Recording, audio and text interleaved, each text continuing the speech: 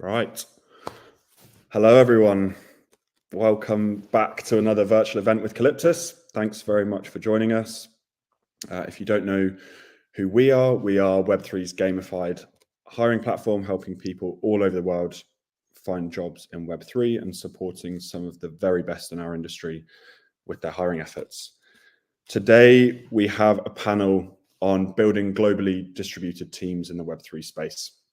We're here to explore the unique landscape of managing talent without borders, an approach that is redefining team dynamics in our industry and shaping how we collaborate across continents, cultures, and time zones. Our panelists are each leaders with hands-on experience in building and managing international teams, and we'll dive into some of the key advantages and challenges of this new model, from attracting and integrating talent across regions to balancing on-site expectations with remote flexibility. We'll discuss what makes distributed teams vital to Web3 and how they can empower businesses to innovate faster and more inclusively. We'll also touch on some other essential questions. How do we maintain a unified company culture across diverse geographies? What's the best way to offer fair compensation globally? And looking to the future, how will trends like AI and evolving regulations shape the management of borderless teams in Web3? So let's get started with introductions from our panelists who will each share a little bit about themselves, their role, their companies, and their experiences building these global teams. Leila, over to you. Thanks. Hi, everyone. I'm Leila. I'm the head of people here at Ether.Fi. We're a liquid staking protocol branching into the payment space with a crypto native credit card. I'm based in Toronto, but I am currently calling in from Lisbon for a team offsite, speaking of, distributed teams and getting together. Hey everyone, I'll jump in next. I'm Christian, head of talent at Biconomy. So Biconomy is powering sort of on-chain experiences, improving UX and building transaction infra for Web3 developers. I myself am based in Belfast, but Biconomy is headquartered in Dubai, and we're spread sort of remotely across the Europe, Middle East, and Asia. So yeah, looking forward to sort of diving into some of these topics today. Yeah, hi all. I'm Alex. I run all of the ops at Aragon. Basically everything non-technical. Aragon is a DAO platform. Been around since 2016. Some of the big DAOs in the space are built on top of the Aragon tech stack. Yeah. Hi, I'm Matej. I'm the director of operations at Parity. Parity is the devs company behind Polkadot. We are pretty much a global company. We have some bigger bases in Berlin, Lisbon, London, and in Switzerland as well now. I'm based in Berlin. Fantastic. Thank you all very much for being here. Matej, to kick off, I believe that all of you actually have backgrounds in traditional tech before moving into Web3. Would you say that building a globally distributed team is more critical for Web3 projects compared to other industries? Yeah, I think Web3 represents some unique challenges here. I think we can define multiple buckets. I could definitely name a few. I would just start with the first one, sourcing the right talent and finding engineers with a specific skill set. It's definitely challenging in Web3 space. Probably the second one, really explaining what we really do. Definitely challenging as well. Then building the right type of partnerships in the industry is probably more challenging and in a traditional tech. And then probably long term as well, how do we remain attractive in this space? Definitely something that I would like to point out as a challenge as well. Yeah, I think there's certainly a lot of challenges that are unique to this space. I guess something that I have seen clearly over the last few years running Calyptus is that jobs are overwhelmingly remote. I think we put out a salary report every quarter. The 200 jobs last quarter, 82 or 83% of them were remote first roles, only 4% being in office. I know, Leila, that you have ideally like to bring people into the office. Do you have any learnings, any pros, cons of building a distributed team with at least some on-site expectations? Yeah, and generally we do have pretty high on-site expectations. So we expect the team to, be in office like 3 to 4 times a week. It's definitely, not common in this space, and that can certainly pose challenges when you're looking to hire. When I'm sourcing, I put it out there right off the bat, just so no one's wasting any time if it's a total deal breaker. But that said, being on site is something we believe has kind of been like, not to be cliche, but like a superpower for us. It's allowed us to ship really, really quickly. It's allowed us to be really, really effective as a team. So from like a people perspective, it's more about the team effectiveness versus the individual. And so we have other things in place that give our teams flexibility. Like life happens. That's obviously one. But then in terms of like policies, we have remote work for 1 month of the year. And we also allow our team, and I think this is kind of unique to Web3, to work out of any of our other offices. So we operate in South Korea, Cayman Islands, Denver, and Toronto. So if people are kind of, more of a travel nomad mindset and they want to move around, that's totally fine with us. It's just more about being in person with the team and having a lot more of that like cross-functional collaboration and what you get from being in person. That's harder to do when you're remote. I would just jump in there as well, Callum. So, like as we spoke about before, Biconomy is remote first as a company, but we do have an office in Dubai. Our founders are there. We have maybe another sort of 15 out of our 35 employees there as well. And we have seen those benefits that Leila mentions as well. So, we're well set up for remote work. We have great practices and rituals and all that to make remote work for us.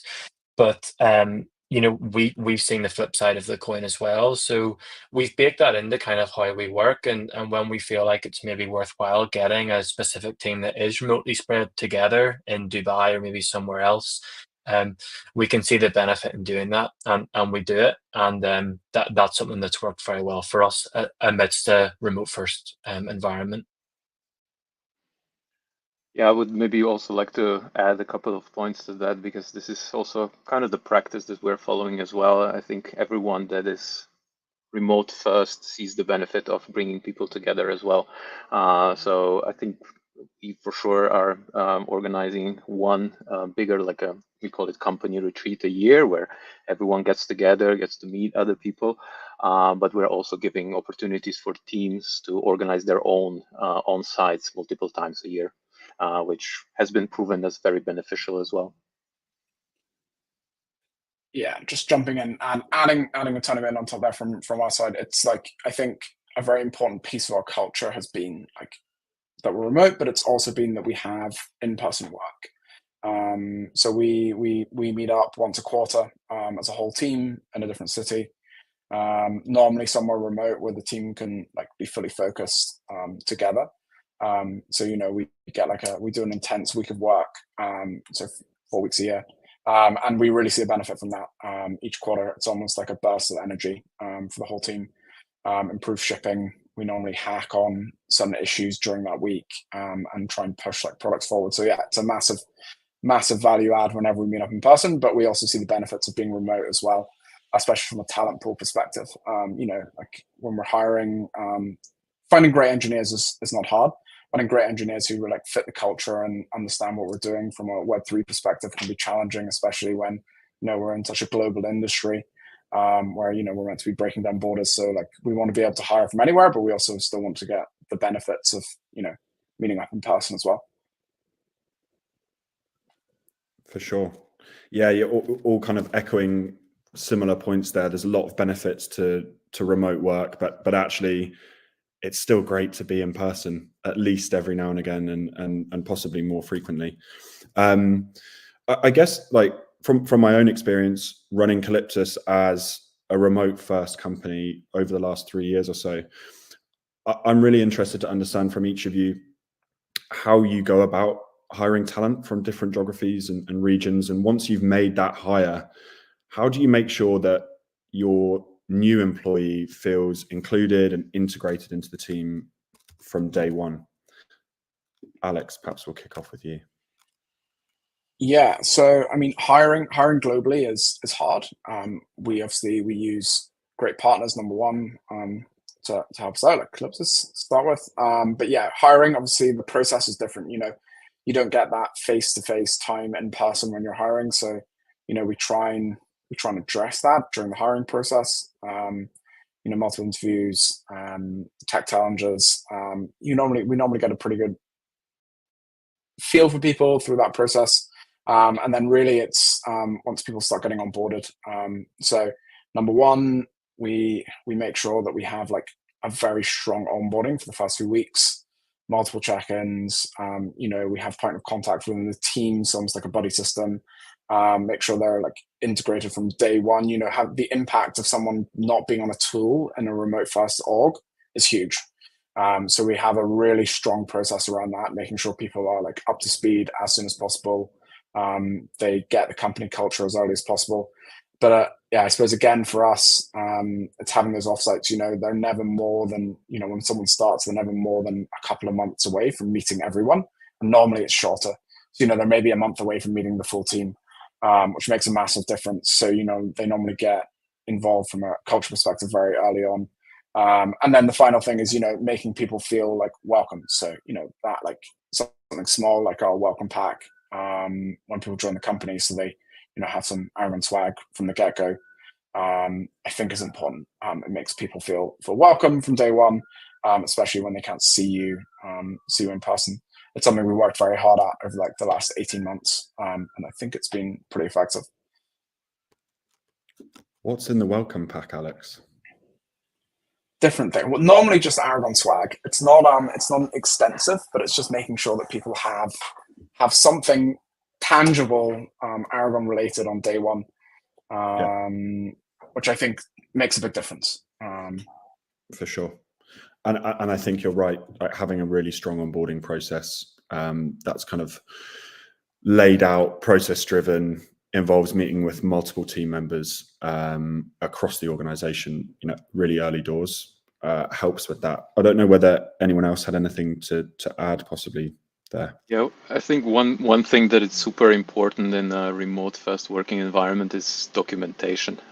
So I think we really, like, documentation is hard. You really need to dedicate a lot of time to get it right, to include every single little thing that is important. But once you do it right, it really makes a difference.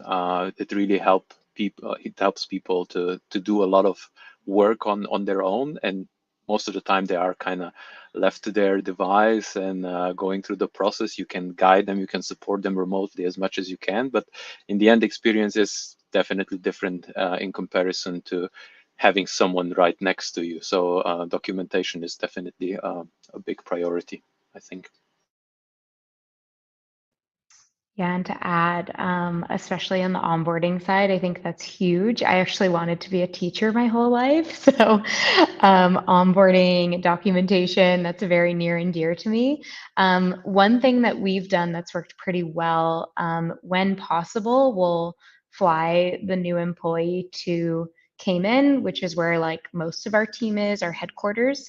And so even if they're not at that main office, or maybe they're starting remotely before they can move or relocate to whichever office they're going to be in, they can at least spend like 1 to 3 weeks, with the team in person, and it makes that onboarding experience that much more warm, but also so much more effective for everyone.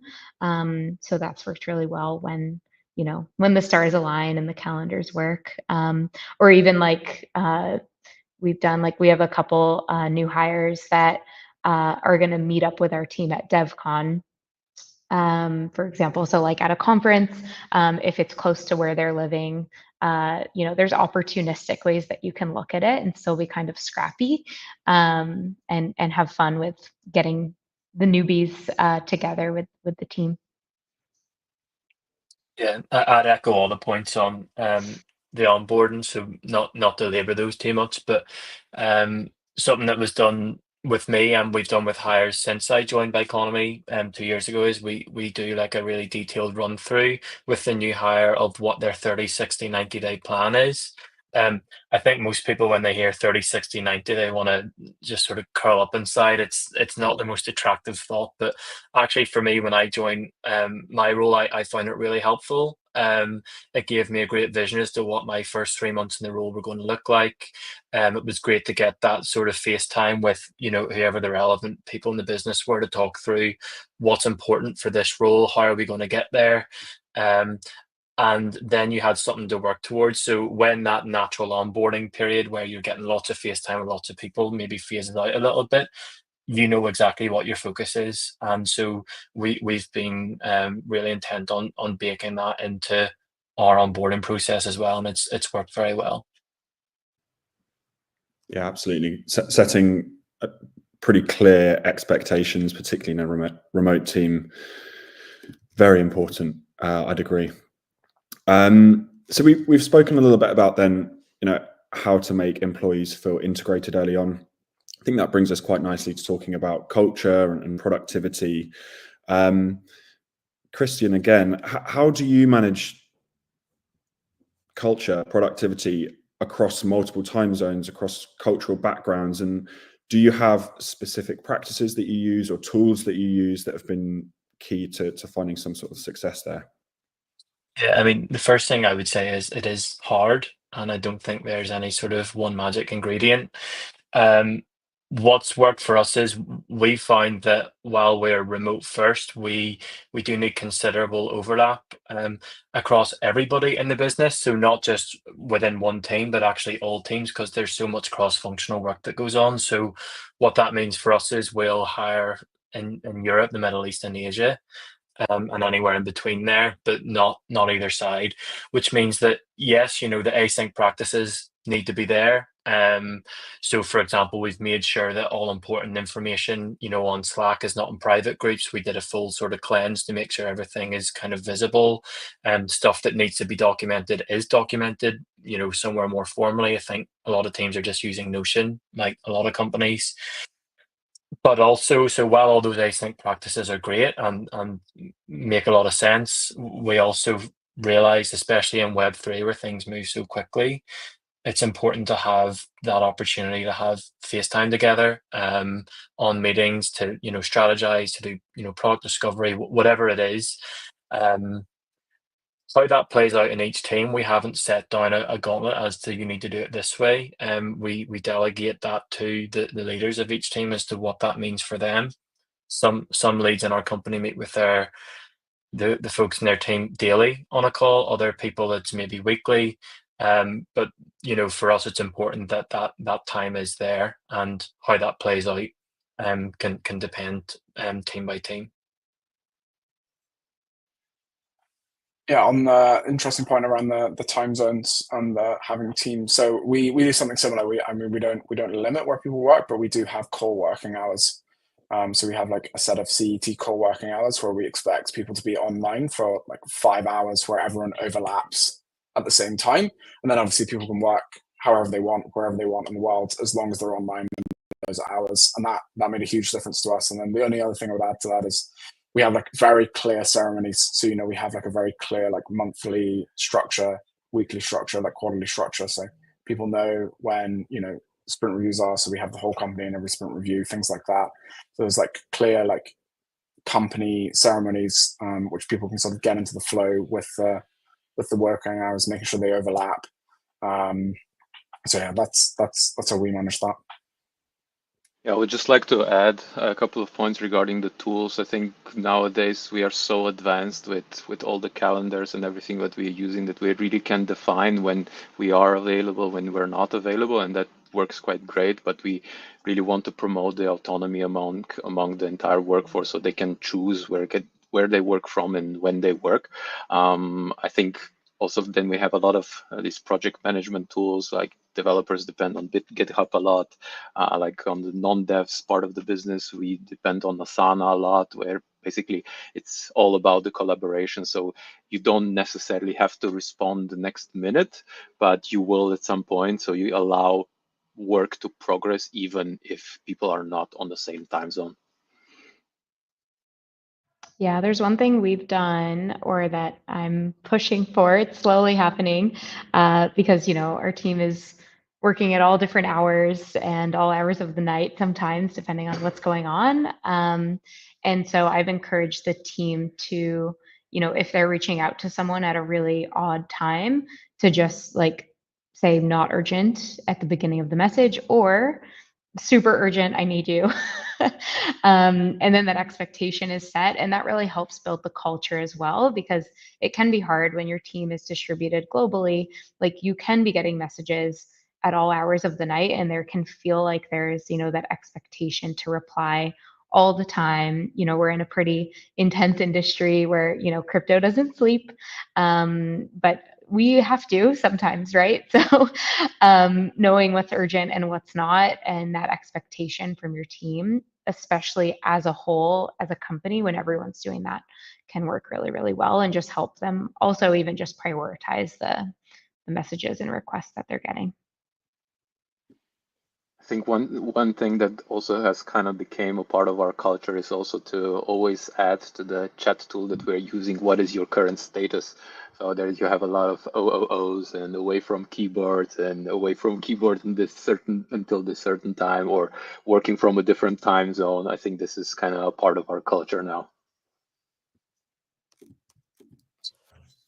Just a small thing, but something that we've done when you're talking about productivity that's worked really well. I know loads of companies do this, but we have a no meeting day. So it's, you know, like if something urgent comes in, you know, put it in. But I just thought I'd call out that's something that's worked really well for us, especially for the engineering teams. You know, they know that I'm not going to put interviews in their diary, basically.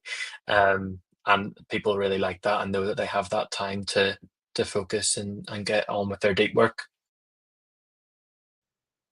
Cool. Yeah, I think some really interesting points there. I've kind of figured out all of my team's location now, so I'll even schedule messages on Slack if I know I'm messaging them at ridiculous o'clock. For me, even if someone says not urgent, but I happen to see it, I can't help myself but reply. Cool. A tough question next. Leila, perhaps you can kick us off. I think compensation is a really, really interesting topic in this space, particularly what do you guys do at Ether.Fi to ensure fair compensation and benefits across different regions? Yeah, this is a big one. This is actually what consumed me for the first, I don't know, 2-3 weeks of my time here. And I was new to Web3 as well. So also building out like token grants and diving deep into that was a whole other can of worms. But I guess just to keep it simple with like the base salary and general compensation, we pull a ton of market data using various tools, talking to our investors, talking to our networks, and then compiling all of that together to get a good benchmark for each role that we hire for or for new roles that we open. And then we're able to build off of that benchmark the various levels so that every job profile, it's not just, okay, a senior engineer, here's our band. It's like, okay, software engineering, here's our entire like map of compensation bands from intern to like principal and everything in between with the lower end of the band, the upper end of the band, and the bonuses that also come with that. So we do this for every role. I use like a formula-based model just to keep things as simple as possible for myself. Once we have that benchmark, essentially everything else gets filled in. So yeah, that has worked really, really well. And then from there, we thought about, okay, what percentage of someone's salary should be in the form of tokens? And then we map that out from that as well, so that all the ratios and everything kind of make sense. And each different region has a different benchmark, give or take. But that said, we play around with those benchmarks to make sure that there's no major discrepancies across places. So for example, if we were to start hiring in a much lower cost of living place, we would take that into consideration, but also make sure it's not, colossally different from, our US or Cayman salaries. So there's a little bit of human, I guess, in the loop there, but a lot of it is very objective and based on the market. And then the last thing I would add there is, for example, I'm in Canada, in Toronto. If I were to move to Cayman, I would then actually get an adjustment based on that market there. And similarly, if someone moved from Cayman to Canada, they would also have an adjustment based on that market. So yeah, we follow this, but then also make sure that we are looking at each case on a like one-to-one basis and using our human nature as well. Sounds like you spent a lot of time coming up with that. Yeah, that was a lot. But once it's done, it's done, and you can use it forevermore. What sort of tools do you use, Leila, to benchmark? Are you using data from kind of traditional tech and then adding some sort of multiplier for Web3? How does that work? Yeah, so generally, like not all of our engineering roles require, Web3 experience. So, looking at like your standard backend engineer, let's say, we would follow regular market data, could grab that from like Pave is a tool that I've used, or like Levels data FYI, lots of different options there. Specifically for Web3 roles, we would add like kind of a nicheness bump to the benchmark. And then again, like the whole formula kind of builds out the rest. But there would be other roles that are also non-crypto that would apply to that, like a security focused engineer or a DevOps person, maybe mobile, depending. So it's not necessarily just those crypto roles that would get that treatment. And then early in a search, in talking to candidates, I would use, what their expectations are to adjust our numbers. So if it feels like we're totally off base, I can talk to like 5 or 10 people and get a really good sense and validation in what we were thinking. Cool. That's really helpful. Thank you. Guys, if I'm not mistaken, and perhaps Aragon might be the exception here, but you all have a token attached to the business in some way, shape, or form. How much do you, how do you think about kind of token compensation in this space? And I'm particularly interested to get an idea of how you think about the volatility of any token in this space, and how do you make the decision that someone's going to get X amount of tokens, or is it X amount of USD value? I'm not sure if someone wants to jump in. Yeah, I can jump in there. So yeah, we offer token on top of base salary for every role that we offer. One way we would differ to Leila's situation is that more or less everybody we hire, because of what we're doing, we tend to hire people from the Web3 industry. So we love it when somebody's in the process that is really bullish on our project, on Web3 in general. So for us, giving people that skin in the game is, a really large part of offers. We completely understand, of course, people need, proper compensation, base salaries, whatever. But, given that token component really gives people that motivation, for the project. So yeah, we make sure that we make this clear to people early on in the process that this will be part of it. And then we have sort of standard ways as to how we sort of ratio that out. sometimes you come across people that are really bullish on it and almost prefer crypto over fiat. Obviously, that's rare, but in those cases, we're happy to make those alliances as well. So, it's an important part of our packages, and we try and tailor that when we can as well.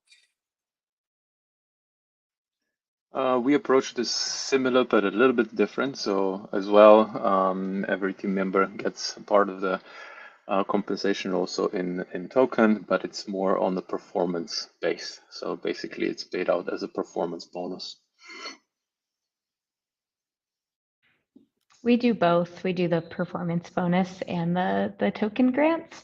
And to the question on if it's based on the value or the number of tokens, that first couple of weeks there, I went back and forth on this many times. It kept me up at night at times too, but ultimately we landed on the number of tokens being that benchmark, mainly because of the volatility. So we don't want someone joining, 6 weeks apart from someone else in a very similar role and have like drastically different packages. Because all in all, like over time, we do want that to be as uniform as it can be. And there's ways that we can adjust that too. There can be refreshes and things like that, but that's ultimately where we landed and where we felt it was the simplest for now. Cool. Oh, Christian, you Yeah. Can you hear me now? Yes. Sorry. Exactly the same as Leila. For us, it was number of tokens for the same reason. Fairly standard vesting. They're frozen for year 1 and then they vest over years 2, 3, and 4. There's opportunities to earn extra tokens as a performance bonus as well. So definitely a key part of the package. Cool. Pretty uniform across the board. And to your point, Christian, must be great when you get someone that wants minimal base and just lots of tokens. They're gonna work hard for sure. That's cool. This topic has kind of half come up already, but the space that we're in, it evolves so rapidly. Any particular tips and tricks or anything that you've seen work really well on attracting and retaining top talent in globally distributed teams? Going to throw it out to the crowd. Is anyone going to come off mute? I think it probably comes back. Like I don't know what our average tenure is. I think we're doing pretty well, and our turnover has like dropped a lot over the last few years. We're getting up into like we've got multiple people now who are sort of plus 3 years at Aragon now, which is great for a Web3 org. I think the number one, having a product that people can get behind and they really believe in and they can see it driving forwards is huge. Like that's the biggest thing. Really like something that's going to get them up every day, especially being remote, on those days where they're not coming to the office to get motivation from other people. But then again, like probably going back to that in-person thing, when people know each other and it feels a bit more like a family, that probably drives people on a bit as well. So that's been big. And then also giving people like flexibility, when life happens, make sure that keep people on board. We work on Web3, a lot of people are contractors. So having that sort of flexibility, make sure it keeps people on, from a retention perspective. Yeah, I would just add that the fact that so many companies are remote first in Web3 is actually something that is making us very competitive.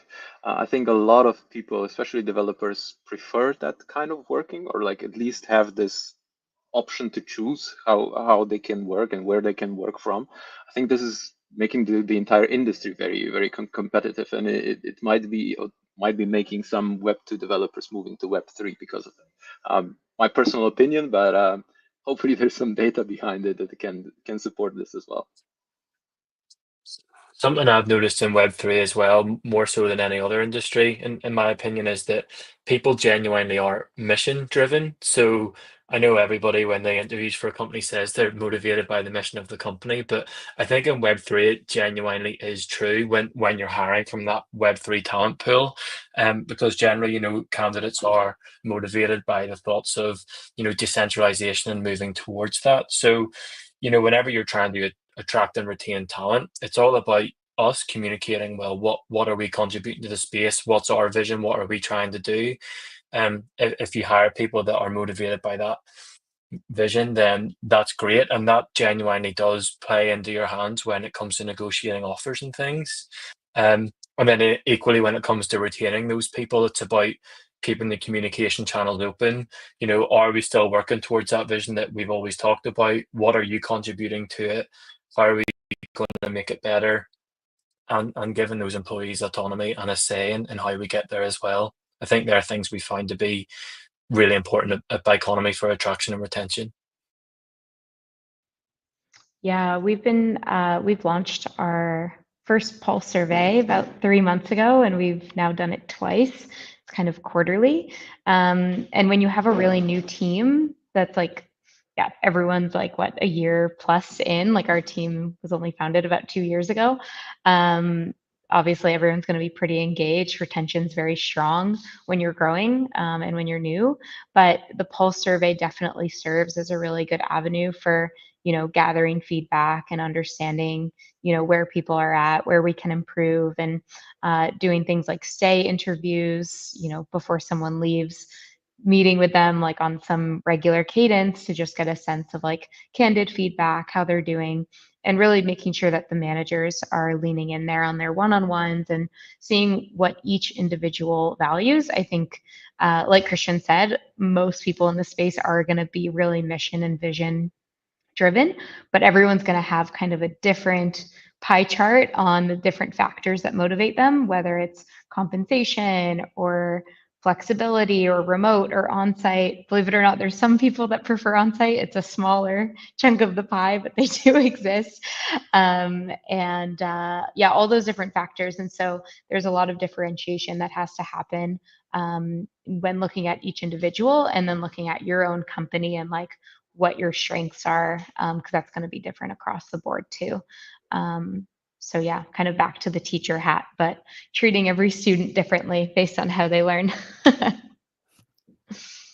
Thank you. And final question from my side. As we're looking forward over the next, 5-10 years, how do you guys see trends like AI, even regulatory changes, and shifts, I suppose, around remote work impacting the management of teams in Web3? Any particular trends that you would highlight? Yeah, I would definitely start with AI. It's something that we see this being implemented across the entire tool set. Like every tool that we're using, it'll be Notion, Asana, like the ATS, everyone is slowly introducing AI to the tool set, which can be beneficial to some extent. I do think that we're not entirely there yet. I think there's some certain areas where this will be super massively beneficial, recruiting being one of them. Like if AI ever gets to the point that will help our recruiters screen through the pack of 200-300 applicants quicker, being non-biased and really provide good work, I think this is going to help productivity in the recruiting business a lot. But I think we just need to wait and see where we go with this. And then on the part of like regulatory changes, like this is a super important topic for our industry, and this is something that will can either speed up development in certain areas of the world or like slow it down significantly. But we can influence it as much as we can, but in the end, it's also to some extent out of our hands.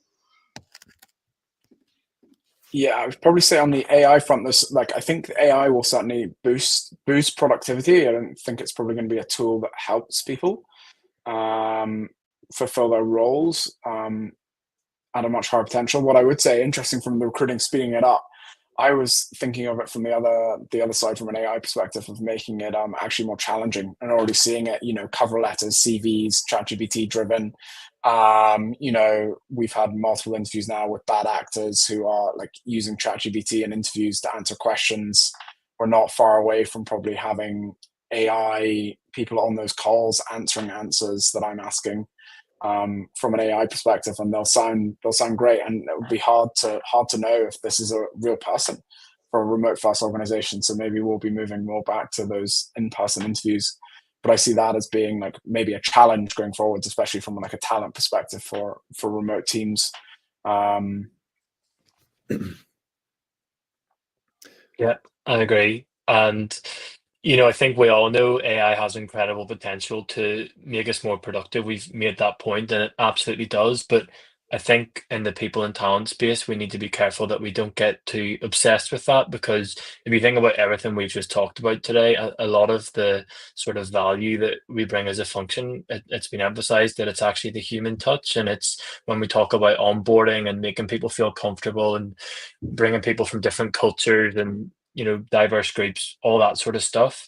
You lose a lot of that value as a function if you're just automating everything. So I think over the next period, the key is going to be evaluating where do we use it and where do we not use it, and then finding that balance.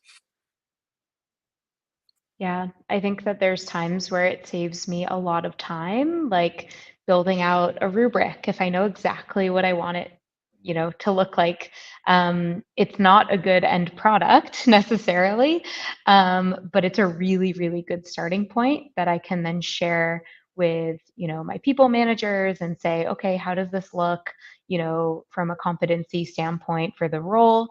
And oftentimes it's pretty good. It just needs, a couple of tweaks based on their team and our company and everything like that.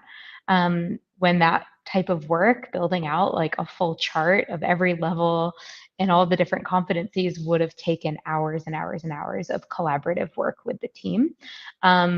So there's certain things where it can save you a lot of time, and certain things that, yeah, it's not a robot's job, right? It's our job to have that human touch and element. I certainly am apprehensive towards like the recruiter AI bots that can like screen candidates. I think so much of what a great recruiter can do is like connecting with people, and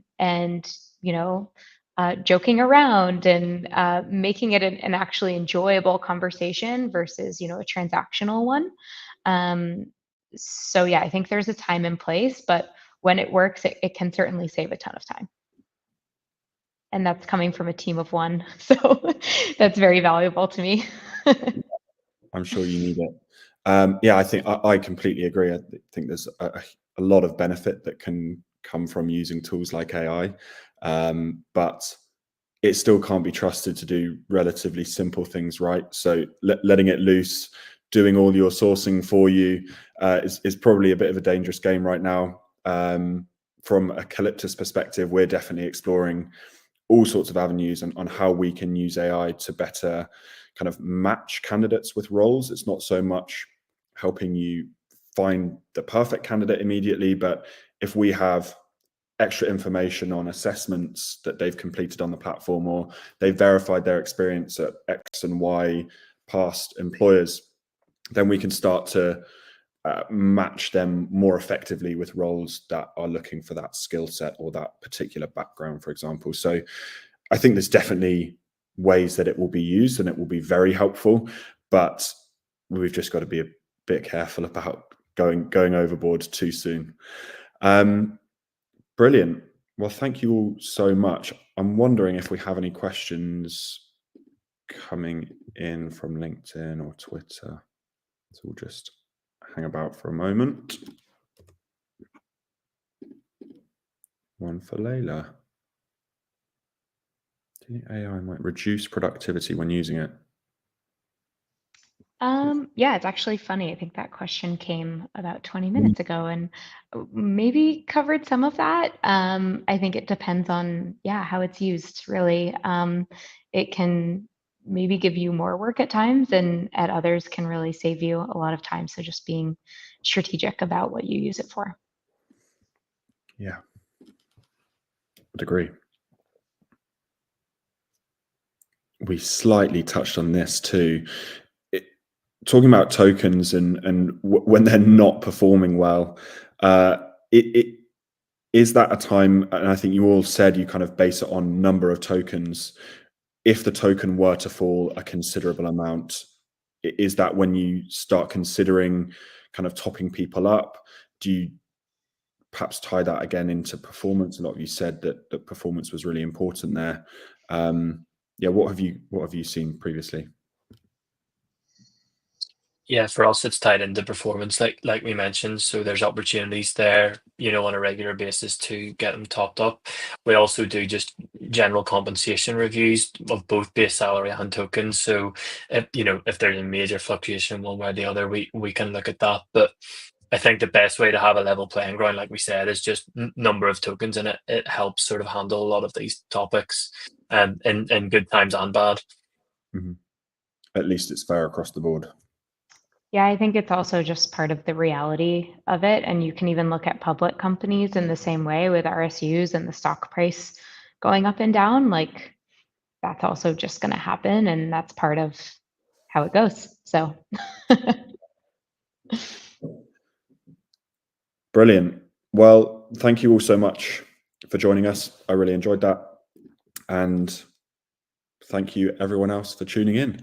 Have a great rest of your days. Thanks, everyone. Thanks a lot.